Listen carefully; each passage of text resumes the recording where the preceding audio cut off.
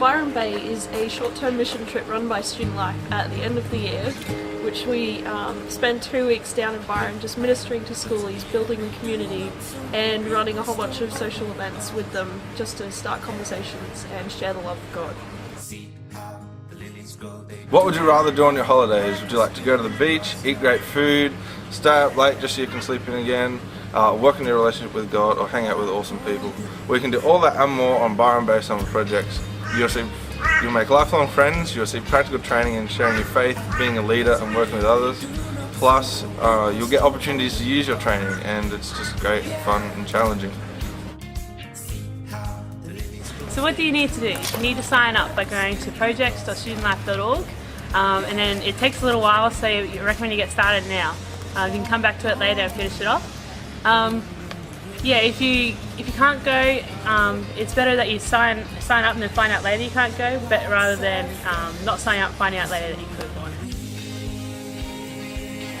So Summer Projects does cost a little bit of money, and as poor uni students we do have a lot of priorities like for our spending, like the textbooks and our school supplies, but you know, the things like Red Bull and Macca's that we all say that we don't get but really we do. Anyway, but it is worth it.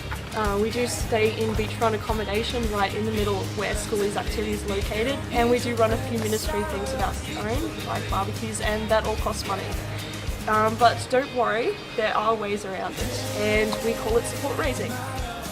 So what is support raising? Support raising is writing lists of all the important people in your life, and then you send them emails, you write letters, you do phone calls, and you ask them if they want to partner with you, not only in financial but in the spiritual way by prayer as well.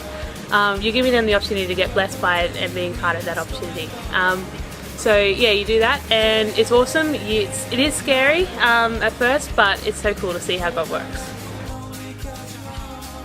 So last year was my first Summer Projects, and from the moment I signed up I didn't want to go. As the uni semester went on, it looked even more and more likely that I wouldn't be going, so I was pretty happy about this, almost to the point of being ecstatic. But then God showed up in the form of my little brother Chris, yay, and he said, don't worry, on behalf of us we'll raise the funds together. I'll send emails out on behalf of both of us. And I'm like, no, please don't do that, I'll sort it out, don't worry. And he's like, no, I'll do it anyway, you have to go. And so we did.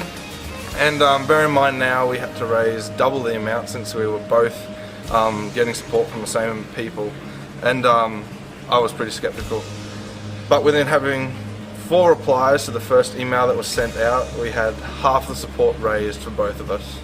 Within another 6 replies, we had all the money for all of us. And so off I went to Byron Bay. And it was awesome to see how God provided, even though I didn't want to go, and changed my life, yeah. Okay, so you've raised your support, Byron is coming closer, and the big question is, how do you get there? Well, first off, talk to your KVs and your Bishos, because they'll understand the situation for your campus. And then after that, mostly you're going to be road tripping. Most likely you're going to be road tripping up, or if you're coming from more than 1,000 Ks, then you'll probably be walking. So get your shoes on and get into this. Okay, so background information. Every time that we go out talking to the schoolies, we have a prayer team supporting us. They're kind of like, it reminds me of Moses when his friends helped him hold up the stick in Exodus 17. That's how I think of them anyway. Anyways, the last time I was going, the last outreach time, I was rostered on for the prayer team. And I was like excited because I was like, okay, I can watch God do cool things through the others, but I was also a little bit disappointed because I'd wanted to see someone come to Christ.